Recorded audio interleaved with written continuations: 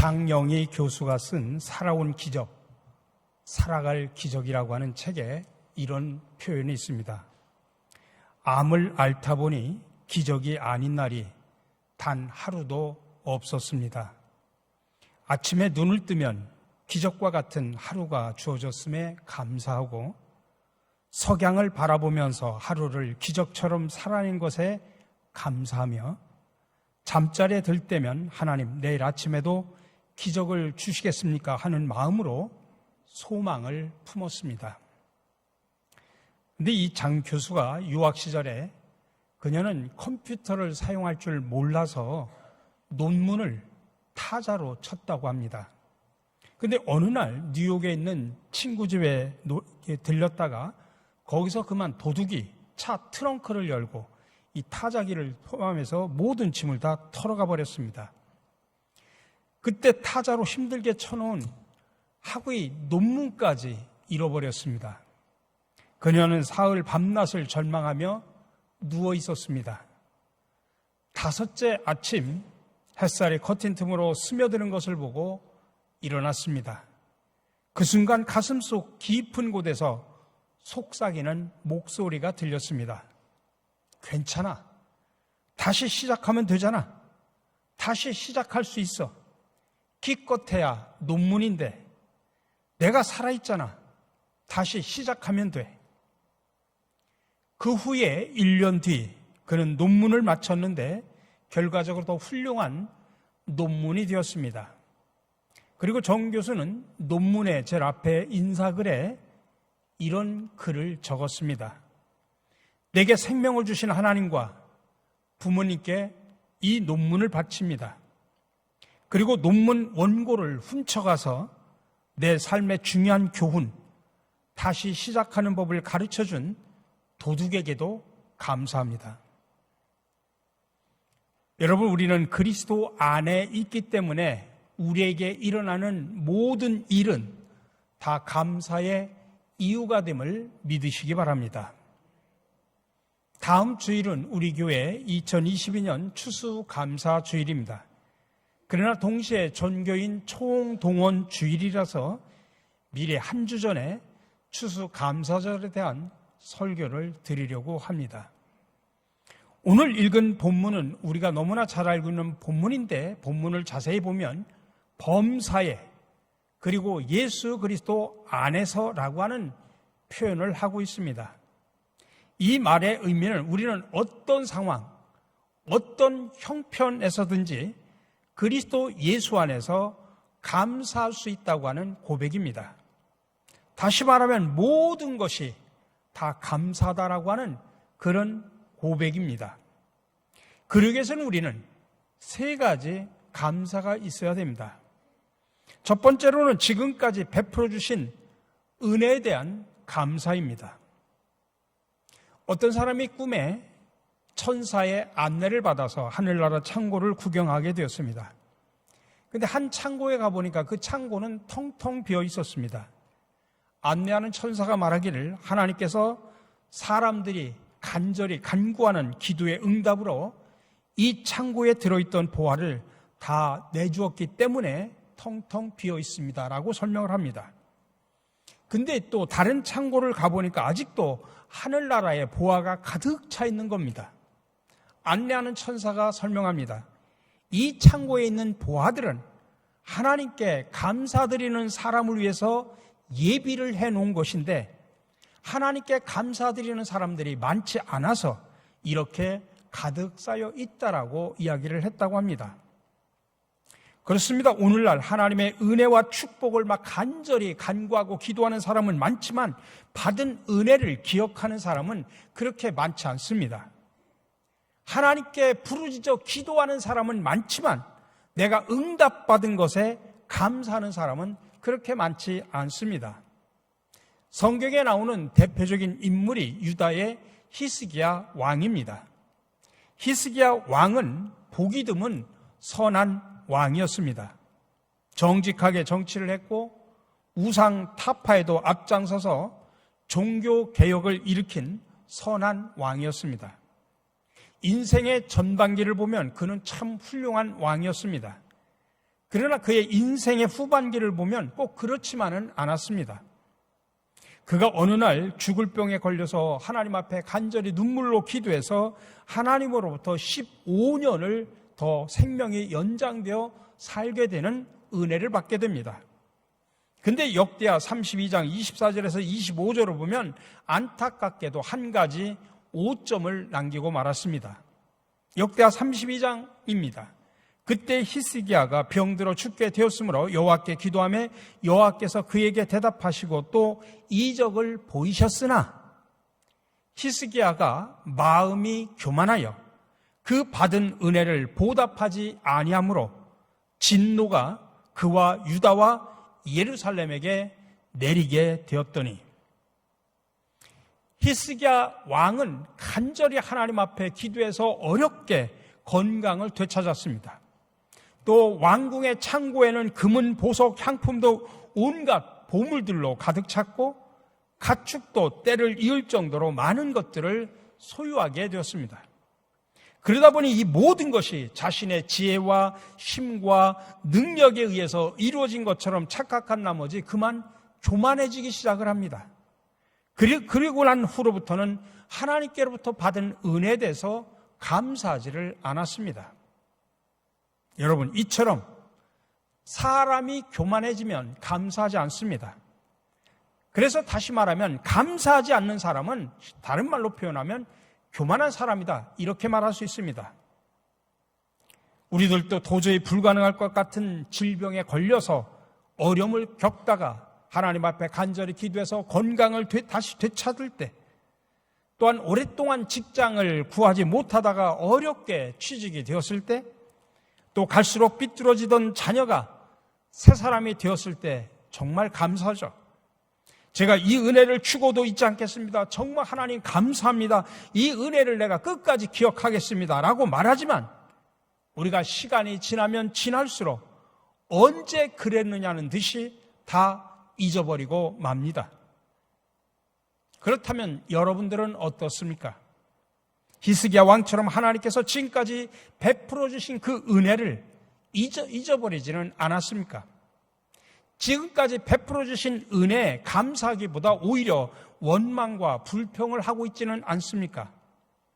그러므로 이 시간 하나님께서 지금까지 베풀어 주신 그 복을 여러분 세워보시고 날마다 감사하는 성도가 되시기를 주님의 이름으로 간절히 축원합니다. 두 번째로, 지금 상황에 대해서도 우리가 감사할 수 있어야 됩니다. 이런 말이 있습니다. 감사는 받은 것으로부터 시작하는 것이 아니라 현재 은혜를 깨닫는 것부터 출발한다. 우리는 평범한 일상 속에서 많은 것들을 놓치고 살아갑니다. 아니, 당연한 것처럼 살아가고 있습니다. 내가 지금 호흡을 하고 있는 것 당연한 것처럼 생각합니다. 여러분, 나의 생명을 하나님께서 연장시켜 주셨기 때문에 오늘 하루를 내가 허락받은 겁니다. 그 허락해 주신 하나님을 바라보십시오. 우리가 어찌 감사하지 않을 수 있겠습니까? 오늘 우리가 공동체로 모여서 함께 예배를 드릴 수 있는 이 자리가 얼마나 복된 자리입니까? 그러니 하나님 앞에 감사할 수밖에 없습니다. 나에게 가족이 있고 일할 수 있는 직장이 있고 또 함께 기쁨과 슬픔을 나눌 수 있는 친구들이 있다고 하는 것이 얼마나 감사한 일입니까? 그러므로 지금 나의 상황에 대해서 감사할 수 있는 사람은 정말 성숙한 믿음의 사람입니다. 영국의 트렌치 감독의 시 가운데 이런 구절이 있습니다. 어떤 사람은 자기의 가는 평탄한 길에 조그만 구렁텅이만 있어도 벌써 하나님을 원망하고 사람을 원망한다. 또 어떤 사람은 자기의 가는 험하고 캄캄한 길에 조그만 빛만 비추어도 하나님이 주시는 자비로우신 빛이라 하여 감사의 기도를 올린다. 그러니까 감사는 받은 것으로부터 시작되지 않습니다. 내가 현재 받은 것에 대해서 은혜를 받은 것을 깨닫는 것부터 감사의 출발점입니다. 그래서 탈무드에서 말하죠. 이 세상에서 제일 지혜로운 사람이 누구이냐? 어떤 경우에 처해도 배움의 자세를 갖는 사람이다. 이 세상에서 제일 강한 사람은 누구인가? 자신과의 싸움에서 이기는 사람이다. 그러면 이 세상에서 가장 행복한 사람은 누구인가? 지금 이 모습 이대로를 감사하며 사는 사람이다. 이 탈무드의 격언처럼 지금의 상황 속에서도 감사하는 마음으로 하루하루 행복하게 살아가는 사람들이 바로 저와 여러분들이 되시기를 주님의 이름으로 간절히 축원합니다. 마지막으로 감사는 믿음의 척도라는 사실을 기억하셔야 됩니다. 어느 날 공주병에 걸린 할머니가 양론을 가고 있는데 웬 청년이 생선 트럭을 타고 계속 뒤따라오면서 외치는 겁니다. 같이 가 처녀, 같이 가 처녀. 할머니 설마 나한테 하는 건 아니겠지 하면서 계속 걸어가는데 그 잘생긴 청년이 계속 차를 끌고 트럭을 끌고 오면서 같이 가 처녀 그렇게 부르는 것이었습니다. 그래서 할머니는 너무 기분이 좋았습니다. 아니 나를 처녀라고 부르다니 사람 보는 눈이 있구만 저 청년. 그래서 내가 더 자세히 들어봐야지 하고 생각한 할머니가 주머니에 있던 보청기를 꺼내놓고 귀에 꽂자 더 뚜렷하게 들렸습니다. 갈치가 1,000원, 갈치가 1,000원. 여러분 이 교훈이 주는 이 유머가 주는 교훈이 뭡니까? 해석이 중요하다는 이야기입니다. 무슨 말을 듣든지 어떤 상황에 처하든지 해석을 잘하면 됩니다. 해석을 어떻게 하느냐에 따라서 우리의 인생이 달라진다는 이야기입니다. 미국의 어느 청년이 청년답지 않게 늘 감사하며 살았습니다. 대개 청년들은 꿈도 많고 야망도 누구 못지않게 대단하기 때문에 현재 삶이 늘 미흡하다고 느끼기 마련입니다. 그래서 젊은이가 그렇게 감사하면서 살아가기란 결코 쉽지 않죠. 그러던 중 어느 날 이 청년이 교통사고를 당해서 다리 하나를 절단해야 했습니다. 그리고 절망의 삶을 살 수밖에 없었습니다. 아니 할 일도 많고 결혼도 해야 할 나이인데 고민이 많았을 것입니다. 늘상 없는 다리 한쪽만 생각하며 살자니 정말 앞날이 캄캄했습니다. 이 지점이 바로 인간의 한계점입니다. 사람은 없어진 다리에 집착을 합니다. 그러는 사이에 또 다른 다리는 보이지를 않습니다. 그러다가 어느 날부터인가 눈이 뜨이면서 다리 하나가 더 있다는 사실을 깨닫기 시작을 합니다. 그래서 이 청년은 그때부터 없어진 다리 대신에 남아있는 그 다리를 발견을 하면서 이 남아있는 다리를 하나 가지고 하나님 앞에 감사를 합니다. 그러면서 바로 없어진 다리에 고무다리를 해가지고 다닙니다. 그때부터 이 청년은 이 남은 다리를 가지고 감사하면서 무엇을 할 것인가 생각을 했습니다. 그러다 이 청년은 뜨겁게 은혜를 받고 내가 선교사가 돼서 저 아프리카에 가서 내가 선교를 감당하리라 작정을 하고 훈련을 받았습니다. 훈련을 마치고 마침내 그 다리를 가지고 아프리카로 갔습니다. 근데 그 아프리카에서 막 식인종이 달라들었습니다. 그러자 이 청년 할 수 없이 그 고무다리를 자기가 집어 던져줬습니다. 근데 식인종들은 막 그 고무다리를 씹어봤지만 도저히 씹히질 않자 마침내 그 선교사를 신적인 존재로 섬기게 되었다는 것입니다. 그때서야 그는 비로소 하나님이 자신의 다리를 절단하게 하신 이유를 깨달은 것입니다. 삶을, 그의 인생을 새롭게 해석한 것이죠. 그때 그가 얼마나 감사를 했겠습니까? 전 오늘날 살아가는 우리 현대인들은 참으로 행복한 사람들이라는 생각이 들 때가 참으로 많이 있습니다. 전에 없던 풍요를 누리고 있죠. 문화를 누리고 있죠. 편리함을 누리며 살아갑니다. 그런데 또 한편으로 생각해 보면 오늘날 현대인들은 참 불행한 사람들입니다. 오늘 현대인들은 대개는 만족감과 행복함이 없이 살아갑니다. 늘 부족을 느끼고 불만을 토로하고 갈증을 느끼고 살아갑니다. 여러분, 인간의 행복이나 만족함은 소유에 있는 것이 아님에도 불구하고 그렇습니다. 마음에 감사하는 마음을 가지고 살아간다고 하는 것이 정말 하늘이 주시는 축복이라는 사실을 우리는 기억을 해야 됩니다. 그래서 감사는 믿음의 표현인 동시에 믿음의 척도입니다. 그래서 나 자신의 믿음의 분량과 크기를 어느 정도인가 알고 싶으면 지금 내가 얼마나 하나님께 감사하며 살고 있는가 점검을 해보면 금방 알 수 있습니다.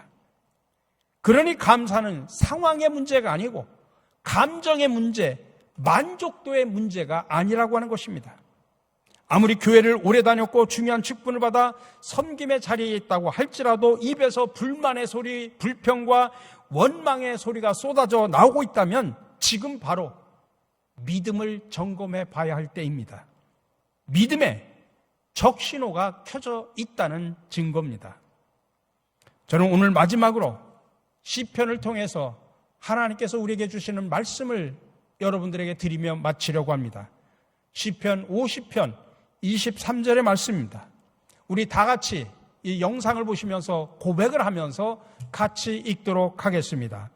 감사하는 마음으로 제물을 바치는 사람이 나에게 영광을 돌리는 사람이니 올바른 길을 걷는 사람에게 내가 나의 구원을 보여주겠다. 아멘.